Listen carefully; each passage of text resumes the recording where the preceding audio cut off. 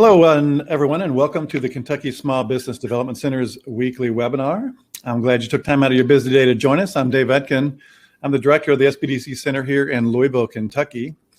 And as you come in and get settled, I'd like to take a few minutes to share some info about the Kentucky SBDC program. The Kentucky Small Business Development Center is a statewide, nationally accredited program providing the professional expertise, tools, and information necessary for entrepreneurs to start, fund, and grow their businesses. We do this at no cost, thanks to the U.S. Small Business Administration, the University of Kentucky, as well as regional universities, colleges, and local economic development agencies. To learn more, please visit us at KentuckySBDC.com. There you'll find some additional resources to help start, fund, and grow your business. If you'd like to request personal assistance, email us at info@KentuckySBDC.com or just give us a call at 1-888-414-7232. And if you look to the right of your screen, you will see the chat feature. So if we go ahead and test things out, say hello and tell us where you're calling from or watching from. And as we go along, if you have any questions or comments, go ahead and post them there, and we'll get to them at the end of the presentation. So let's see if we have some folks popping in. Yep, so there's Janet popped in. So if you would go ahead and just say hello, where we're coming from. This morning we have a great guest. Sedale Turbovsky is the CEO and co-founder of Opengrants. Here at the SBDC, we get tons of questions about grant funding for businesses, and Opengrants has been a fantastic resource for us to help people. So I just see a bunch of people coming in. Chris and Michelle. Hello, Chris. Lisa, how are you? Good to see you coming in. Opengrants is a venture-backed startup. They're basically one of the only companies that I'm aware of that has basically a modern interface where you can see and access resources to find grants for your business and whatever else you can do. And Sedale has tons of experience in ventures, starting and co-founding businesses, founding different tech-backed businesses. So Sedale, great to see you today. Welcome. Thank you. It's great to be here. Super excited. Yeah. So this is a hot topic, grant funding, and you have actually been successful getting grants for your businesses. Is that correct? Yeah. Actually, as you mentioned, this is startup number 4 for me, and startup number 1, we actually funded with about $500,000 in grant funding. And then we have actually, through Opengrants, we recently also put in a variety of applications for some research funding. So lots of experience doing that. And before that, I spent about 7 years as a consultant helping companies develop public-private partnerships. And the team I was on, I obviously didn't do this on my own, but we developed about $5 billion in projects over about 8 years. And so, lots of experience both on the side of kind of consultant and service provider, as well as a founder and entrepreneur. So super excited to share some of this stuff about Opengrants with y'all. Let's do it. All right, great. Well, I'm going to go ahead and dive right in here to the presentation.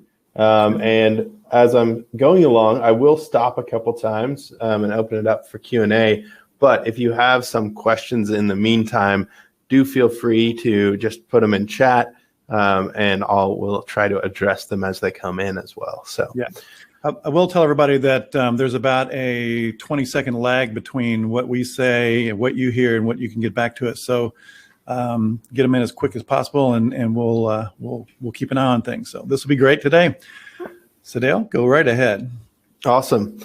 All right. So, as I outlined, our company is really focused on empowering entrepreneurs, small businesses with access to grant funding. And, the team, myself and the rest of the team included, we've been working in this kind of public sector space as innovators for about 7 years. And we really do find that working on these mission-driven products is just something that, helps us get up in the morning and really, put in the hours required to make it successful. So really excited to be here. And I come from a family of entrepreneurs. I grew up in the ag space, in fact, working as like the de facto diesel mechanic on my family's farm. And lots of experience in both the challenges that small businesses face and entrepreneurs face, as well as, the real like freedom and, a lot of the cool benefits, right, that this brings. And so we're really excited about OpenGrants because it does really unlock this huge opportunity for folks who are really trying to build, their own kind of vision as they're constructing their businesses. So, grants in a nutshell, right, are a gift. They're the cheapest money you're going to find. And while there's certainly an opportunity cost to it, and there's also a cost to typically, if you want to really be successful, you might hire a grant consultant or a writer. So typically there's some small investment that you're going to make. But the cool thing about grant funding is it's non-dilutive. So you don't have to give up ownership. It doesn't require any repayment. So it's not like a loan. And the reason that this really awesome resource is so underutilized is because the application and the management process can be really terrible. It can be super expensive if you need to hire a lot of consultants, and it can be really frustrating. I mean, anyone in the room who's maybe applied for a grant, spent a lot of time and energy doing it, and then didn't get the funding, that can be a really, it can be a really disheartening and frustrating process. And so what we're doing at OpenGrants is, providing a platform where we're using software as well as just an incredible network of consultants to smooth out these bumps and ensure that this resource is something that's accessible, that it's equitable, and that it's something that you can really rely on. So just to go a little bit deeper on the concept of a grant, and I'm not going to spend too much time on this because I'm sure a lot of you are aware, but grants are a lot of things. Well, first and foremost, one of the huge cool benefits of a grant is just the validation that someone, whether it's like the Gates Foundation or the National Science Foundation or your local, your local government, someone saw fit to give you funding for whatever you're working on. And that's pretty cool, right? Just like, any other time that you get a sale, that kind of validation is a good signal to both investors, to your customers, to your community. It's a really good proof point that someone is going to pay you for this. So that's neat. And they are a sale, right? Ultimately, a grant results in a contract that you're signing. Typically, you'd be providing some kind of information or potentially services in exchange for this grant funding. So the grants are both a validation, a sale, and then they can also be a really powerful relationship. And I want to really hammer down on this because it's going to be something that I revisit later in the presentation today, is that, if you've received a grant from the National Science Foundation or the DoD or, your local government, you now have a relationship with someone who has a huge network, they have influence, and they have connections. This is something that you want to nurture and build. As a small business, it can really catapult you from being a tiny minnow to, someone who is taking on big contracts and doing all kinds of work. I'll just give you an example that, first, the startup I referenced, Carbon Blue, we got grant funding from the state of California. And consequently, we were able to sell our software to some of the biggest agencies in the state of California. And that was huge, right? So this grant funding that helped us build our company also helped us build a pipeline of customers that ultimately resulted in actual contracts. And so that's a really great example of, these relationships. And then of course, they're non-dilutive capital. And while the money is cool, I will say that you can go get money a lot of places. So it's not necessarily, the thing here, but they are non-dilutive. So that's really neat. But I think, much more important on top of the money is, the relationships, the opportunities present.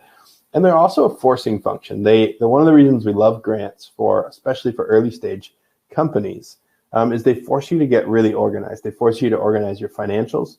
They force you to organize how you talk about the company. They force you to organize your thoughts about where you're taking things and how you're developing things.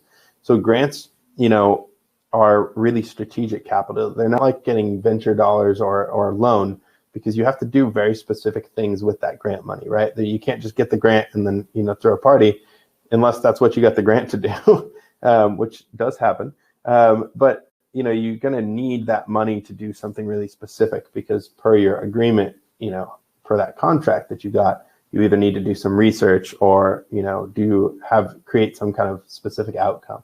So in a nutshell, that's kind of an overview of grants. And the question we always get, like startups, small businesses, where do you find grants?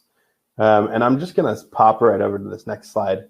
Here are some places that you can find grants. I want to start by saying that one of the most effective things you can do in looking for some grant funding, you might start just by Googling what you're up to and see what's there. This probably isn't going to give you, well, it definitely isn't going to give you a complete overview of what's out there, but it will give you a good idea. I highly recommend using OpenGrants. Obviously, full disclosure, that's my company. But OpenGrants is the only place where you can find foundation, state, federal, local grants all in the same place. And we are in the process of delivering even like a searchless experience. So when you get on our platform, you can create a profile, and then you can just get connected to the right grants instead of having to look all over. Some of the other options out here, though, are really great. So the California Grants Portal, probably not super relevant for the folks on this call, but if you are doing business in California, and that's typically what those grants are reserved for, that's why I say that it may not be super relevant, but if you are doing business in California, that's like the California version of grants.gov. And our team had the unique privilege of helping actually consult and build that out. Grants.gov, of course, is the place where you can find a lot of federal grant funding, but you can't find it all there, unfortunately. If you go to BetaSam, which you can see on the kind of the lower section of the slide, that's where you can find a lot of other grant money that's maybe not on grants.gov. Grant Station is a paid service. There is Instrumental, which is specifically for foundation grants. So if you're a nonprofit and you're going after foundation money, Instrumental can be a really good tool. And then SBIR and STTR is a great website that's maintained that gives you access to a very specific program called SBIR and STTR. And you can actually get help from the SBDC to fill out and apply for those grants.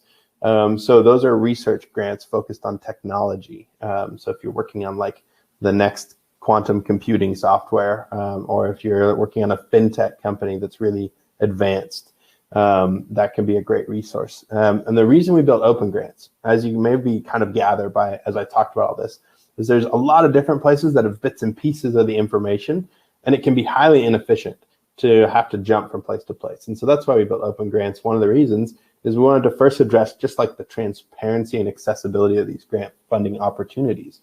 In 2019, there was $131 billion, that's billion with a B, that was invested by the federal government alone. This doesn't include state and local government. Just the United States federal government invested $131 billion in 2019 into early stage companies. So what that means for you as entrepreneurs is that there is basically a seed fund out there that has a $131 billion fund that's making bets all the time, and it's growing every year. And that's a super exciting proposition for small businesses, startups alike. So whether you're like a Main Street business, or you are building a tech startup, or you are somewhere in between that spectrum, or you're a nonprofit, you can really find that grant information on OpenGrants. The other couple places that I'll just mention, if you happen to like work in an industry that is organized, that has some kind of like a union or a advocacy group, you might reach out to them and ask them about grant funding. They've been in the industry for a long time, and they might know, grant programs that might be a good fit for your company in particular. And because, these programs are highly specialized and highly strategic, that can be a really great way to start your search as well, is reaching out to those kinds of groups. So that's where you can find grants. Obviously, just to recap, you got Google, you've got all these platforms you can look at. You could just go to one platform like OpenGrants, or you can reach out to, like a union or an industry organizing group and talk to them. So I'm going to just pause there for a moment. This next section is all about like how you win grant funding, and is usually like the most popular and most focused. A lot of people know about grants, but maybe they don't feel confident about securing that money itself. So I'm going to take a pause here and just see if there's any questions coming through on chat, or if there's any questions you want to ask on chat. And then I'll just continue on with the presentation. I don't see any questions at the moment here, but I'm sure that some will pop in here in just a second there, Sedale.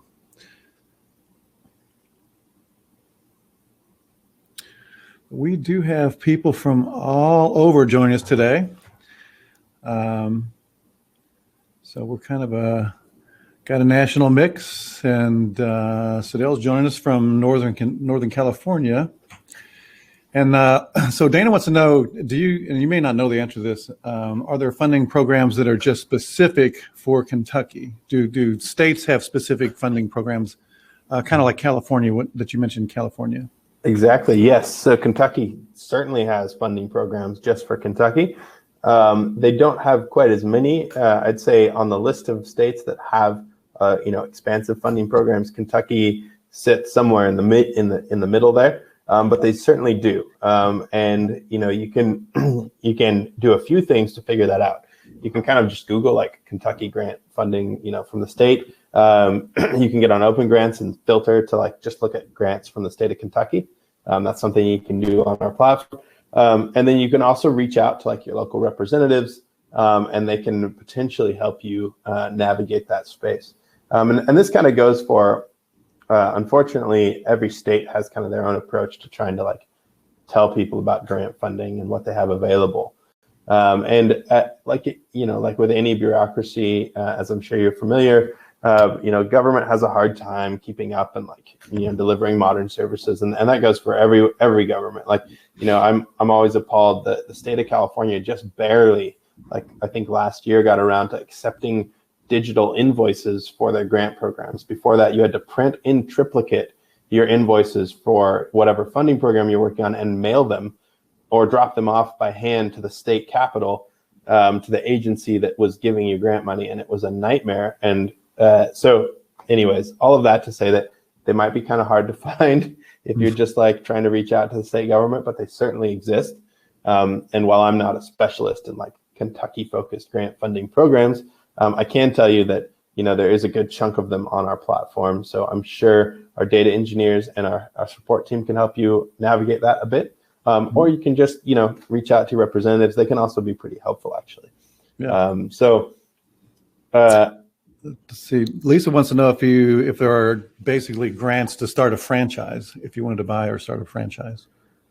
Sometimes that's what I tell people is that grants are typically in three buckets. They're either around like technology innovation or business development and economic development, or they are in sort of like impact focused, right? So housing the homeless, feeding the hungry, that kind of thing.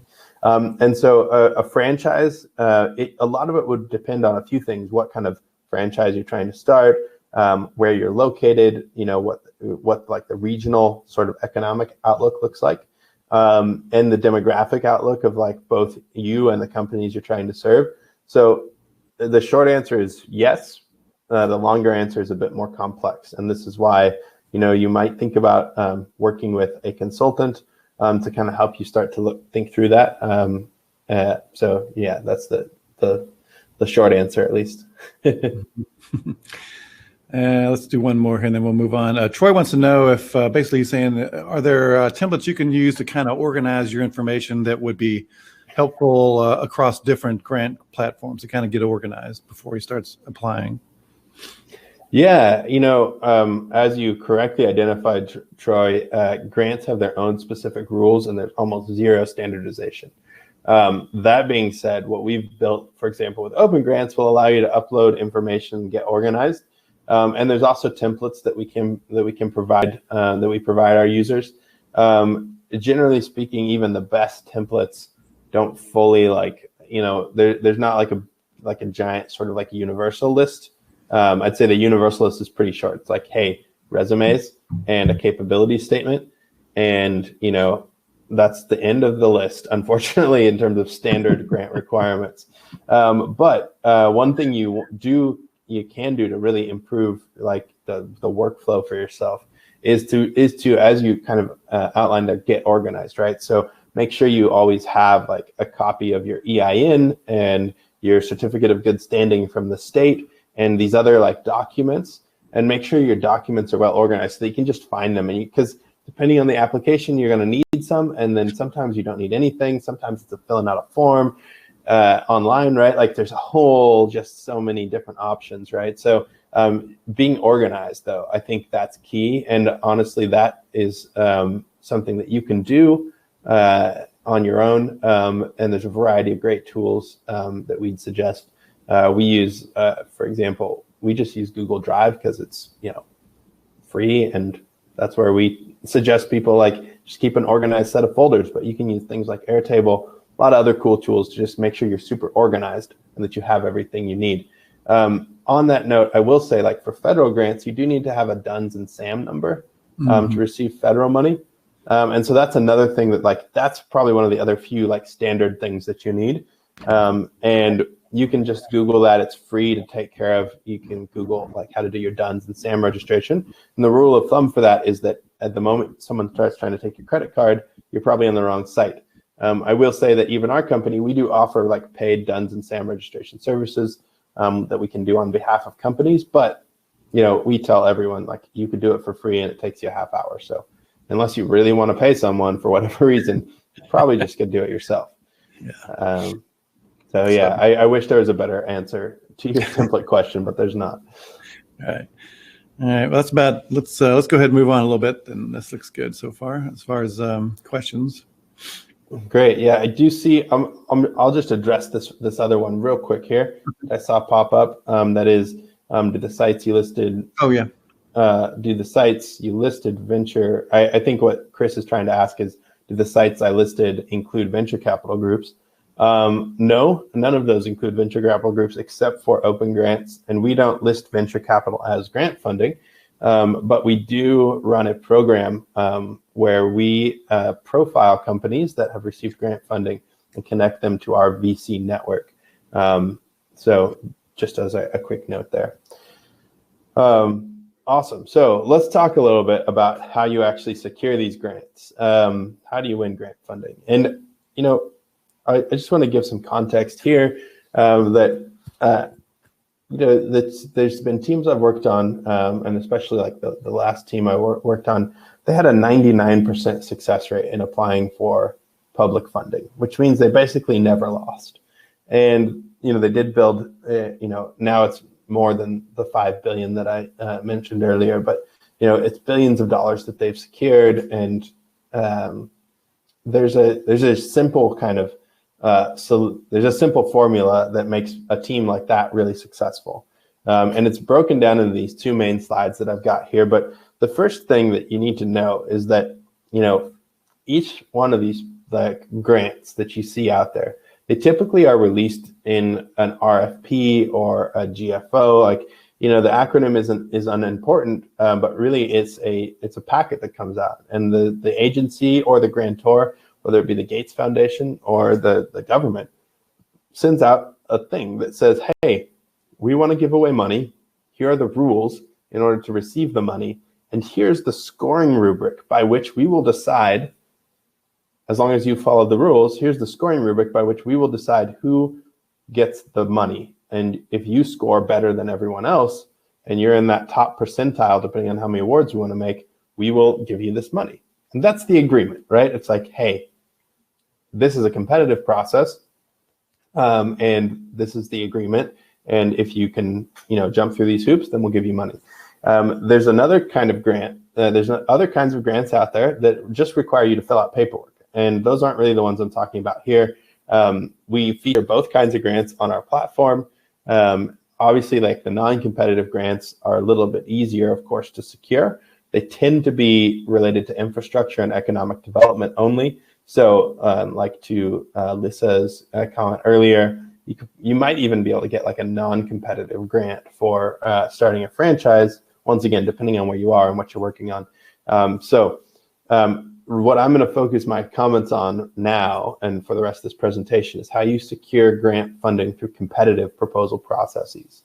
But I will say that if you don't follow the rules for the non-competitive ones, you also won't get that money, right? So you do have to follow the rules. And the rules can be really specific, right? So they can be right down to how big the font is and what font you use and how big the gutters are on your page. And to kind of like give you some thoughts here, when these folks when grantors put out a grant application, they get thousands of responses, sometimes like tens of thousands. And they have to wade through all of that. And so while each one of them will always say, oh, we reserve the right to award funding, even if they didn't follow exactly the rules, I will just let you know that if you put in a really great application, but it doesn't follow the rules, that's the first thing they're using to make sure that they don't have to look at 1,000 applications. And frankly, they're just not going to look at your application. So you could have the best application in the world, but if you didn't follow the rules, it's getting booted, it's getting put in the trash can.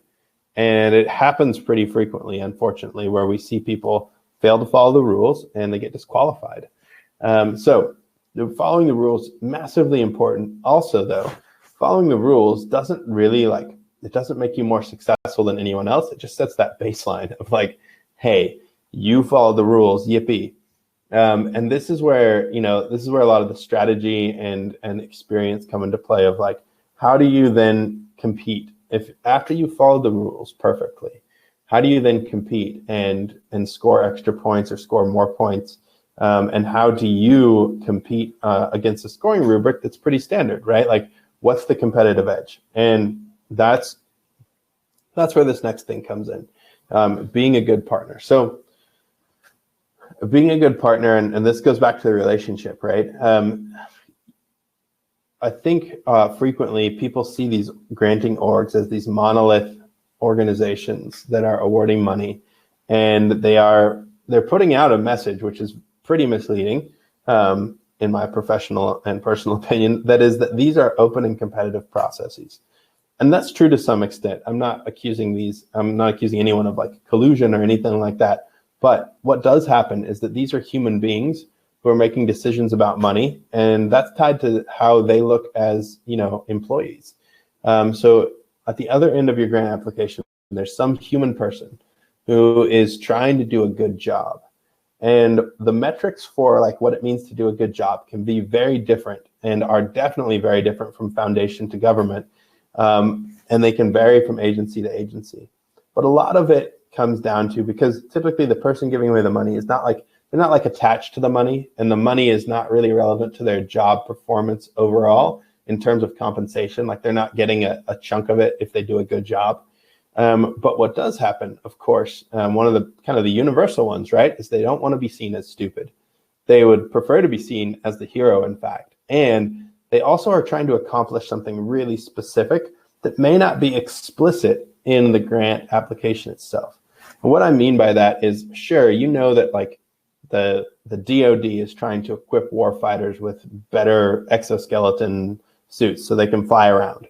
But what you might not know is that they're really biased toward like fixed wing and like flexible wing aircraft, because they want like that extra range. And the only way you get to know all that information, and the only way you start to shape those conversations, is by doing this, by being a good partner. And so this starts actually before you go in for an application, because once again, you think about that human person, think about this like a sales process, right? If you go and cold call a bunch of customers, chances are, maybe one of them might convert, but generally speaking, you're not going to get a lot of traction with a cold calling campaign, and it's much less effective than going and talking to a bunch of customers who already know you and like you, and that you've provided some kind of other value to. And so being a good partner frequently, and I'm going to focus specifically on like the government at this point with this comment, is that you have an opportunity as a stakeholder to submit comments, to respond to what are called RFIs, which are requests for information, and to engage with the civil servants who are influencing and working with your industry. And so being a good partner frequently involves providing some value up front to those folks. And it doesn't have to be, it's clearly like, obviously it's not going to be monetary, but it's typically information, right? They don't have any other tools other than communicating with you or hiring like McKinsey, right? They can either go get a big consultancy to write them a report about an industry. By the time the report's done and they've spent that $1 million, industry's changed and shifted. So what they like to do is they like to use RFIs, requests for information, and they use that as a tool to source knowledge about the industry to help them understand how to accomplish the goals that they have as a bureaucracy. And so you have these civil servants who have this tool that's not really super effective because it's hard to get people to stop from their busy days and write a bunch of comments about how they think the industry should work. But I will tell you that 100% of the time, if you're one of those people at the table who's submitted a really good, packet of information about your industry or what's going on, when they see your grant request come in, they're going to be paying attention at least. And this is one of those things. If you're at the table helping make decisions, you can help shape how they put out these grant requests. You could craft enough knowledge about the industry in a certain way that when they see your solution come through as a grant funding proposal, they're going to be like, oh, this is the one. This is exactly it. Like, this is the solution, right? So what you see really savvy companies do that are really successful in this space is they spend a lot of time educating the civil servants and educating the groups that are funding projects like theirs. And because they're the ones helping educate those groups about the, it's like the parents who taught their kids Klingon, right? If you teach a kid Klingon, he's going to just grow up thinking, that Klingon's a language that people speak, right? And this happens for, these groups as well. It's like, if you're at the table helping shape this view of an industry and shape how you see, grant funding should roll out in the space, then that's what's going to happen. And so people are always like, oh, well, how do you do that? And the best thing I can say is get involved, right? Sign up for the right lists, track those kind of RFI opportunities, participate in public meetings, and start really like reaching out and building relationships. And if you don't have the time or the network to do that, highly recommend then, the second best thing is getting involved with groups like Engine, groups like the Center for American Entrepreneurship that are organizing startup caucuses. They are supporting entrepreneurship. They're advocating for small businesses. They are helping bring these bills that are reinvigorating Main Street and doing all these things. They're helping move that stuff forward. And if you can at least get involved with them on the periphery, you can make sure that you're at least aware of these things, and maybe you can take action on a few specific ones if you don't have time to, full on, like full court press, be this engaged, group. But that will really make you more effective. And then, on the back end, being a good partner is, reaching out, letting your grantor know that you, are doing X, Y, and Z with their money, submitting reports on time, obviously, complying with all the terms and conditions of the agreement that you have with that grantor. And I know this is kind of chicken and the egg thing, but basically, if you've done a really good job with a grant before, then you'll be more likely to get more grant funding in the future. One of the great ways to sort of make that happen without having gotten a grant to start with is to subcontract on another grant. So this is something that I think is really important for small businesses, especially, is you don't have to, right out the gates, you don't need to be the lead applicant on a grant project, and especially not one from someone like the Gates Foundation or the federal government of the United States, except in really specific, like research, maybe related ones. But, if you're working on an impact focused thing, or you're working on a business innovation thing, sometimes it makes more sense. Let the city put in the grant application, or let another group do it. And then you come in and be a subcontractor and make sure your voice is heard in those reports that go back to the grantor. Make sure that you've established your abilities within that ecosystem. And then the next time, be the lead applicant. So being a good partner, obviously, really multifaceted, but you want to make sure, the core concept here is when you send in a grant application, it really does behoove you to ensure that the grantor has heard of you before, so that they know that you're a legitimate business and that you know what you're doing. And ideally, they've actually received some value from you, at least a little bit, so that not only do they know who you are, but they're aware that you are engaged and providing inputs to the ecosystem. And the corollary to that is if you have a bunch of other folks in your industry who are at the table and you're not, guess who's getting the grants, right? Other people. You're not just gonna come in and swoop in and as the dark horse get grant funding all of a sudden. It just doesn't work that way. So to unpack this process of being really successful with developing and securing grant funding. The place you want to start, of course, and where you start to learn all this information that's really useful, is by doing your research. So understanding who is deploying grant funding into the space you're working in, aligning yourself with those strategic goals. Don't go after a grant because it's a grant and it kind of fits what you're doing. Somewhere out there's somebody who's really interested in funding exactly what you're doing, and that's the person. Those are the groups you want to be talking with. So doing your research, that can involve Google, that can involve OpenGrants, that can involve searching through funding, that can involve talking to your representatives. It can involve having some public meetings, attending public meetings, I should say, right? So it can be quite the process. The lightweight version of it, of course, the quick and dirty is like go on OpenGrants or Google around and just figure out who's funding your stuff, and then figure out who that the head of that department is, and set up a meeting. They're civil servants, and what you could do pretty quickly is figure out who is in charge and who you need to talk to. You can set up a meeting. They're pretty accessible, typically, as far as civil servants go, and ask them, what can we do to help? That's a really great way to ingratiate, just build a good relationship. What can we do to help? We're building stuff in this space. We'd like to be helpful. What can we do? If you can't figure out the department head of someone who's running these grant programs, talk to your elected officials and tell them this is what you're working on, that you're really interested in building some relationships and you think that grant funding could be really effective for what you're working on.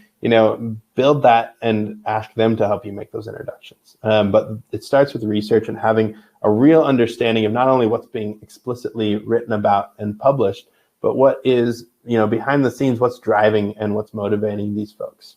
Following the rules are already addressed.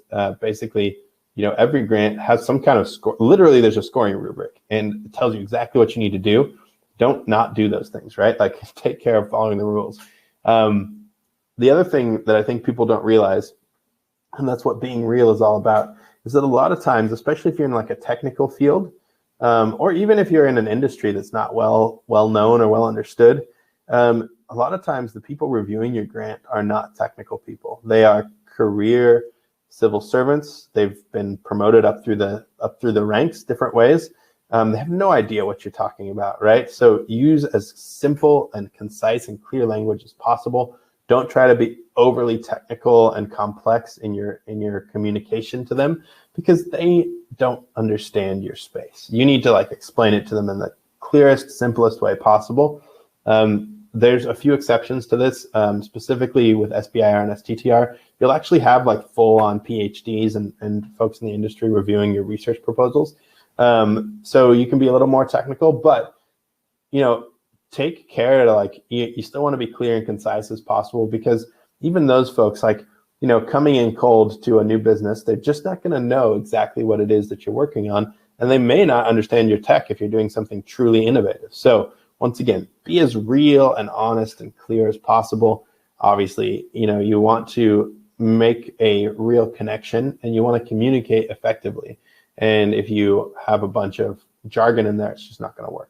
And then finally, be that partner that I just talked about, right? It starts early on with building the relationship, and it hopefully continues on for a long time, right? You can be a partner, you can continue to get grant funding, you can continue to do really cool things for the agency and move the needle. And so that, in a nutshell, that's the process that for some teams, we've seen them have a 99% success rate instead of maybe the classic 35 or 11% success rate in applying for competitive funding.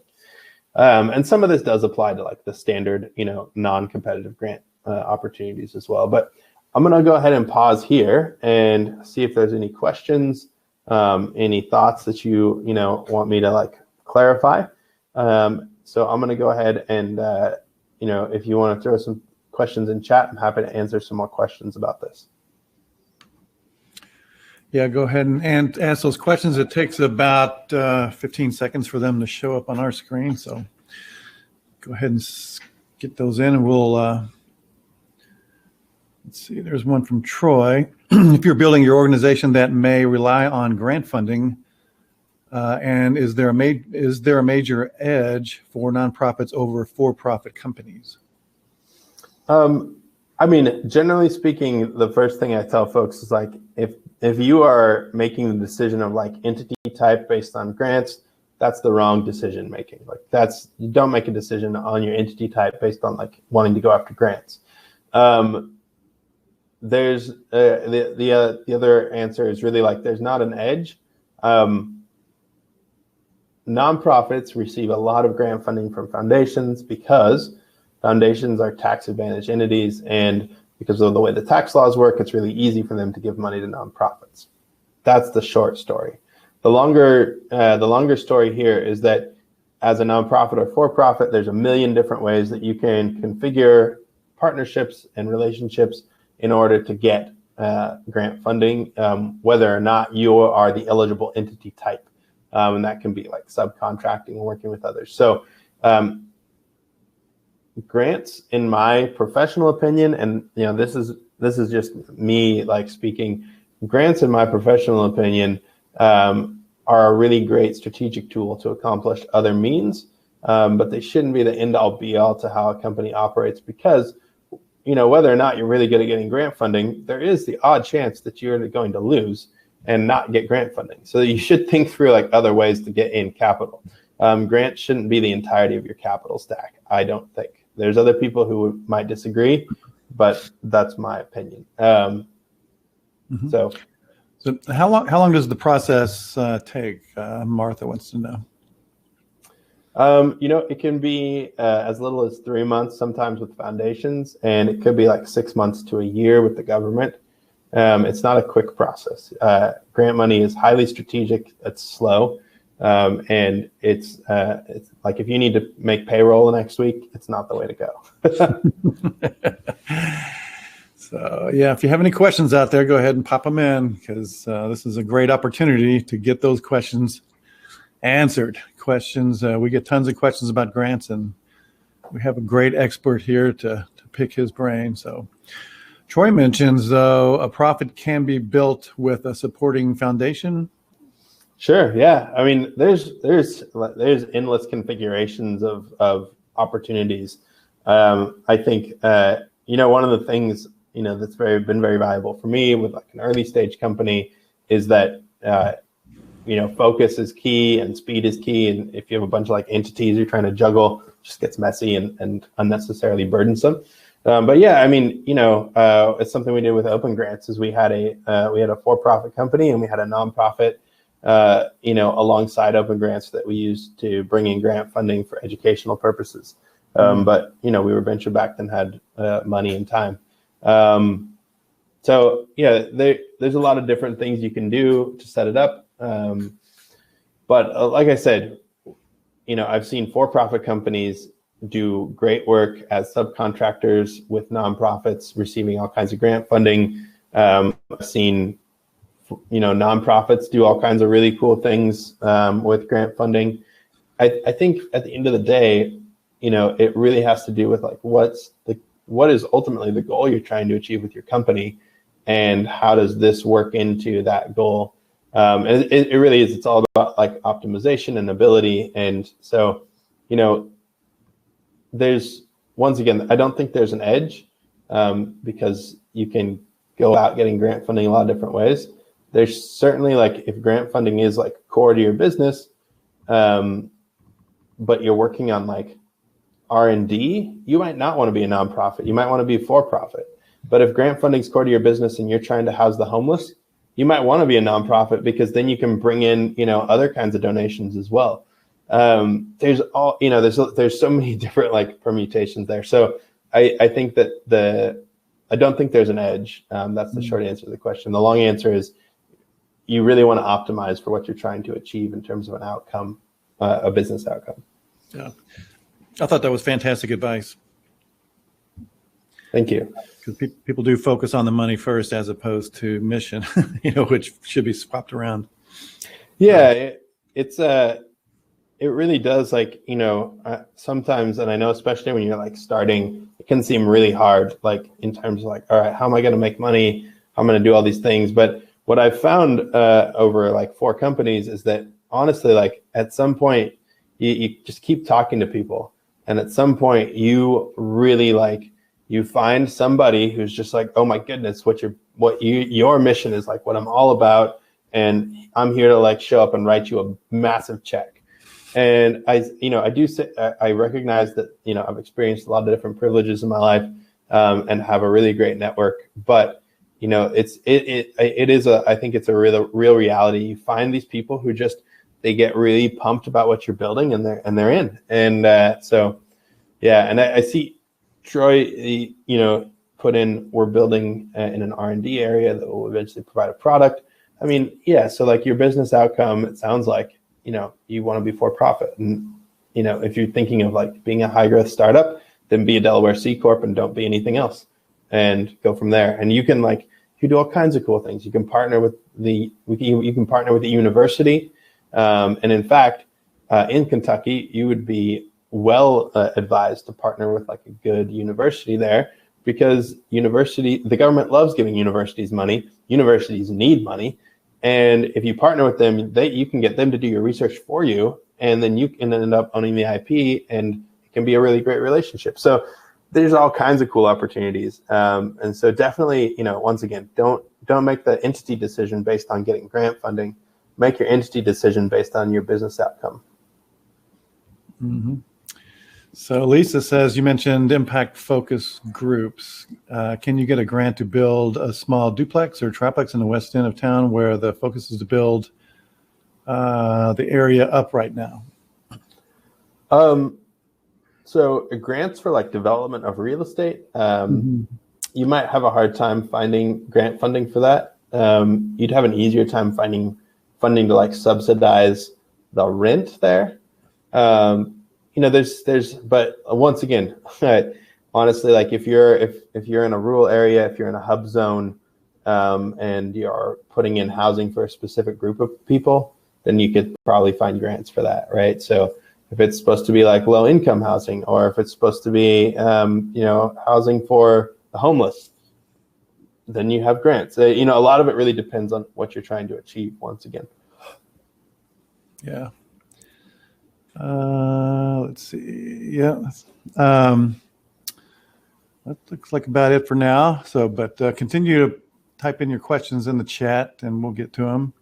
Lisa says, thank you for that. She appreciates it. So let's move on ahead a little bit. All right. Awesome. Mind? Yeah. So what I want to just dive into a little bit here is the fact that, and I'll actually go ahead and I'll go ahead and skip over to this one just to OpenGrants, as a company, we're focused on really streamlining access to this funding. Really happy to offer you all, like if you want to sign up and use the code funding101, you can get access to our premium tools for free for a month. So I encourage you all to do that. But I wanted to bring up a couple of things. One is that, as you've probably kind of gathered from my comments, grant funding is pretty specialized in terms of like what it's used for. And so you have to get really specific about your use case and what you're up to in order to understand what kind of grant funding you can apply for. Right? So, I see a question in chat, does the grant apply for companies and people? And I assume that like you're asking if there's grants for just like a single individual as opposed to, full companies. That's it. Yes, the short answer is yes, right? It's like the long answer is, well, it's really complicated and it depends on what you're doing. And so I think it's really important just to like, as a founder of any kind of business, whether you're like growing fruit in an orchard and selling it to people, or whether you're, building a high-tech startup and doing research on the next, flying suit for the DoD, it's really important to really get focused about what your business is and get really clear on like what you're trying to achieve. Because the minute you do that, then the search process for finding grants becomes super easy, right? If you tell me, hey, we're a company that helps dogs, I don't know what that means, right? It's like, oh, do you like groom them? Do you train them? What do you do? The minute you tell me, hey, we train pit bulls for the police department, then I can find you grants, or the platform can find you grants, right? So getting really specific about what your product is, who you're serving, like really specific, right? So the example I gave was really bad. Really what you should say is like, I trained pit bulls for the police departments in, Southern Kentucky.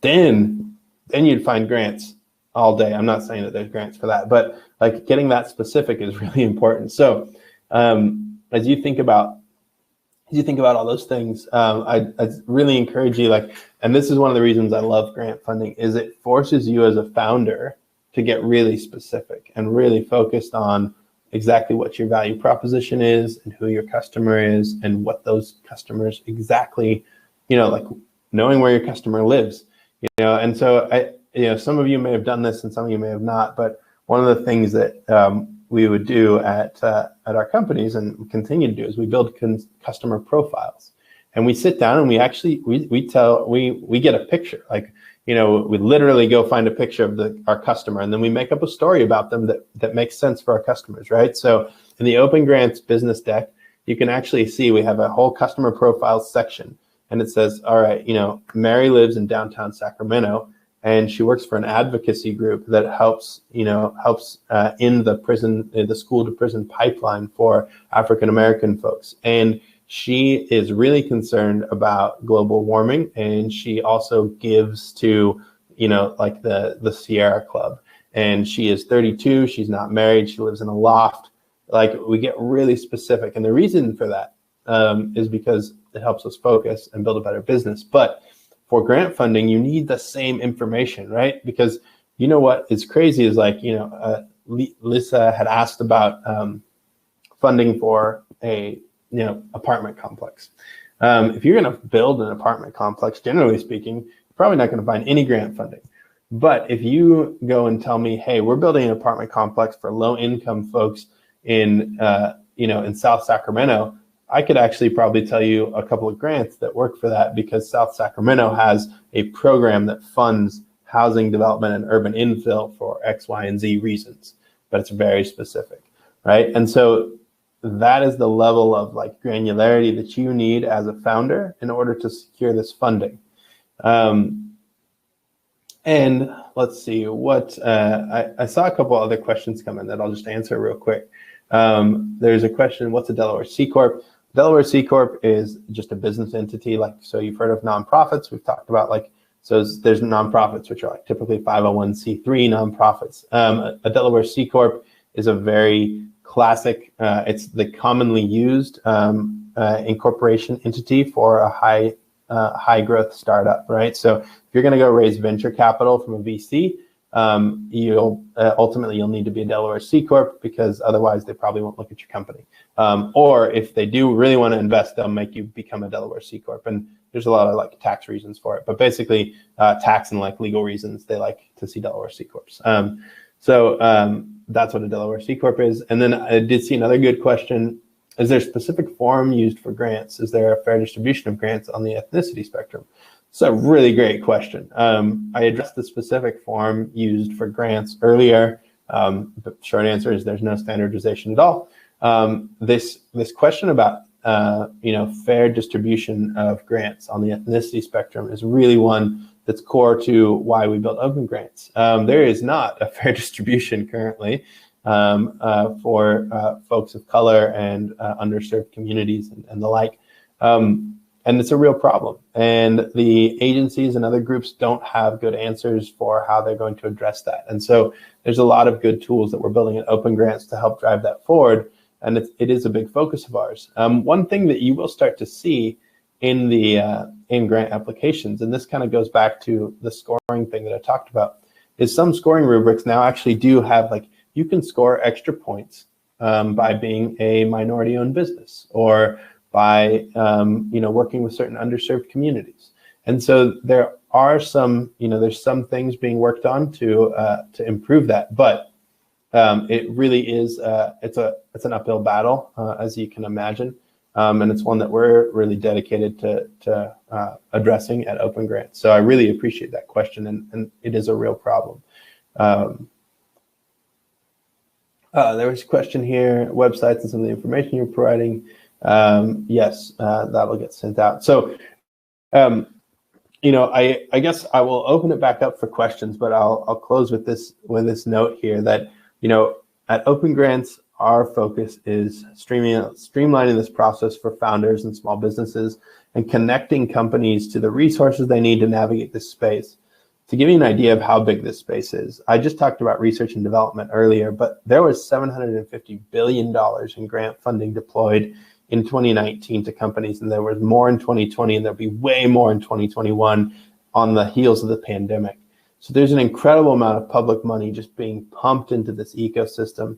And the best advice I can give you, if you don't take anything else away from today's presentation, is to get involved. Now more than ever, there's a huge opportunity for businesses, innovators, and other groups to get involved and take advantage of the opportunity that exists in the public sector. And whether that's by reaching out to SBZC and talking to them about SBIR, and correct me if do you have a local PTAC as well? Or just we do, yes, we do. Awesome. Have a PTAC. So reaching out, taking advantage of the resources at the PTAC that can help you secure contracts, which are different than grants, but also an interesting opportunity. There's an incredible amount of capital just flooding the market right now from the government, and so I highly encourage you to do what you can to position your business to take advantage of that, because it is things as little as the loans that were given out through the SBDC for like payroll protection. Those were critical for so many businesses, and that's just one example of the fact that I think a lot of us, at least myself, after working in government for many years, I get a bit jaded about government in general. But there are some really good programs and really good groups of folks, including your SBDC resources here, that are paid for by the government to help you build better businesses. So, dig in and take advantage of it, because they're really underutilized for a variety of reasons that I won't go into. But take advantage of it and reach out and start working this system into your planning, because it can really deliver. Just to give you an idea of scale and scope, these are like $100K, $250K, up to we've had clients get $90 million grants from the federal government. So, you can get all kinds of funding to do really interesting things. And that's, I'll close with that. If there's any last questions, I'm happy to answer those, but I think we're about at time here.